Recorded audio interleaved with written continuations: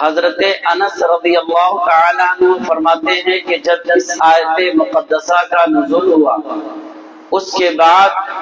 فجر کی نماز کے وقت اللہ کے نبی صلی اللہ تعالیٰ علیہ وآلہ وسلم جب حضرت فاطمہ زہرا رضی اللہ تعالیٰ عنہ کے مکان اقدس کے پاس سے گزرتے تو اس آیت مقدسہ کی تلاوت فرماتے اور ارشاد فرماتے الصلاۃ علی البیت، اے اہل بیت نماز پڑھو۔ اور حضرت ابو سعید خدری رضی اللہ تعالیٰ عنہ فرماتے ہیں کہ اس آیت مقدسہ کے نزول کے بعد اللہ کے نبی صلی اللہ تعالیٰ علیہ وسلم 40 دن تک فجر کی نماز کے وقت حضرت فاطمہ زہرا رضی اللہ تعالیٰ عنہ کے مکان پر تشریف لے جاتے رہے اور لے جا کر ارشاد فرماتے رہے السلام علیکم اہل البیت ورحمۃ اللہ تعالی وبرکاتہ، الصلاۃ رحمکم اللہ، اے اہل بیت تم پر سلامتی، اللہ تعالیٰ کی رحمت اور اس کی برکتیں ہوں، نماز پڑھو اللہ تم پر رحم فرمائے۔ حضرت ابن عباس رضی اللہ تعالیٰ عنہ فرماتے ہیں کہ میرے آقا سید عالم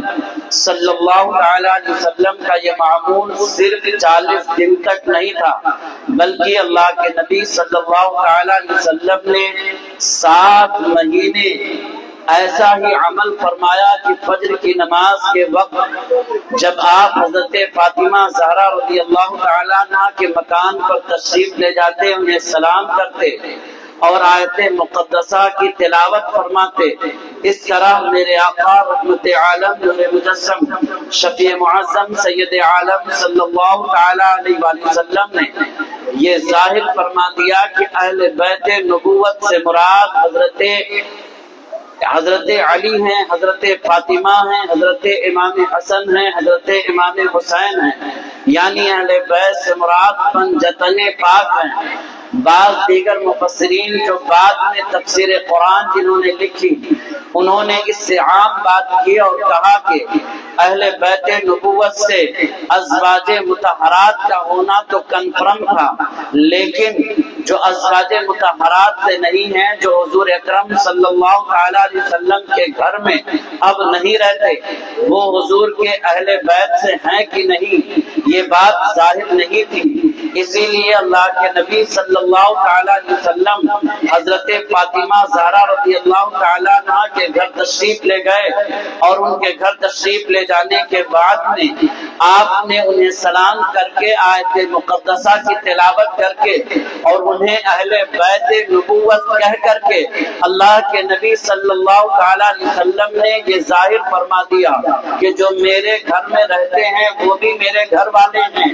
علی اگر میرے گھر میں نہیں رہتے ہیں، فاطمہ اگر اب میرے گھر میں نہیں رہتی ہیں، امام حسن اگرچہ میرے گھر میں نہیں رہتے ہیں، حضرت امام حسین اگرچہ میرے گھر میں نہیں رہتے ہیں، لیکن کوئی بعد میں پیدا ہونے والا، کوئی بعد میں آنے والا یہ نہ سمجھ بیٹھے کہ حضرت علی سرکار کے گھر والے نہیں ہیں، حضرت فاطمہ سرکار کے گھر والی نہیں ہیں، حضرت امام حسن سرکار کے گھر والے نہیں ہیں، حضرت امام حسین سرکار کے گھر والے نہیں ہیں۔ اسی لیے اللہ کے نبی سید عالم صلی اللہ تعالیٰ علیہ وسلم 7 مہینہ مسلسل فجر کی نماز کے وقت حضرت فاطمہ زہرا کے مکان پر تشریف لے جا کر کے اللہ کے نبی نے انہیں اہل بیت نبوت فرما کر کے یہ واضح فرما دیا کہ ازواج مطہرات بھی اہل بیت ہیں، حضرت علی بھی اہل بیت سے ہیں، حضرت فاطمہ بھی اہل بیت سے ہیں،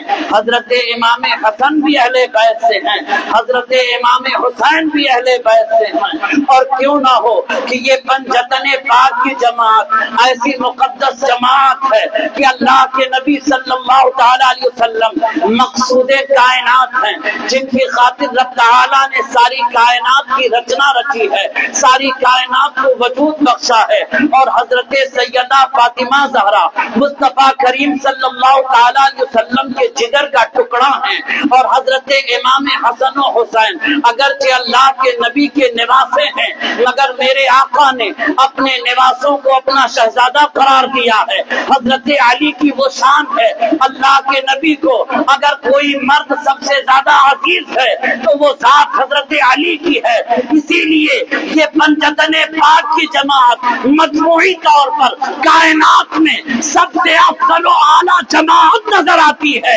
اسی لیے تو جناب بیدم وارثی نے بے خود ہو کر کے اللہ کے نبی اور آپ کی سورانی جماعت کی تعریف کرتے ہوئے ارشاد فرمایا تھا، بیدم یہی تو پانچ ہیں، مقصود کائنات خیر النساء حسین و حسن مصطفیٰ علی۔